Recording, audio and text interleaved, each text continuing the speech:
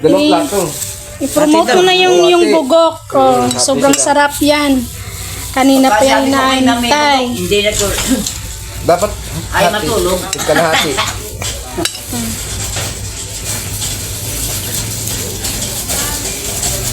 Ay, itlog ah.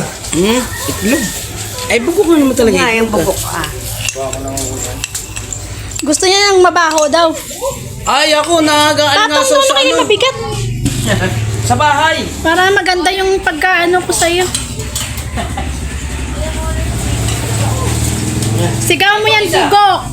Ito bang isa? Ito na rin. Ay, naku, sige ma.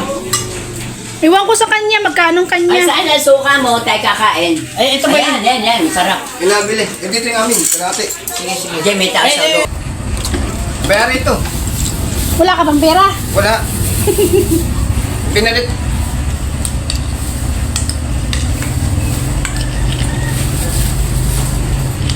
Meron ko yung malalaki ay dito. Binibili namin gano'ng kakapal para tatlong sa O, piniya. Indes. Ha? Are-are kainin.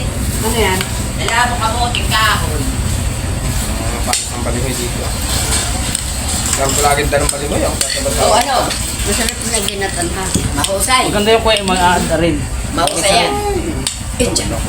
Yan. Tayo mga ngati at mamamari. Mama Marites. Lunes. Asawa din, si Nanay. Meron pa ba Si Nanay din bumili din palawan? kalahati. Anak? Paano Si buwan Nanay ka bumili doon? din kalahati. Oo, hindi na po Pakinggan mo nakakaroon. sinasabi. Ano yung... Bumili din si Nanay ng kalahati. Sino ang luto nito, ikaw? Ito. Dapat yung ano pa, Kuya JR, yung medyo ano pa, yung tawag nito, yung parang nagbaho, amoy-amoy pa ba ito? Ay, naamoy nga sa ano, sa bahay. Yun ang gusto. Ay, yakin mo rin. Nagluto ako nun. Bago lang pa yung kinanin na damit. Ay, amoy sa damit. Pagka amin nilabhan ng mga damit at nausukan na rin, magiging ang ibugok. Yun. Okay na. Salamat.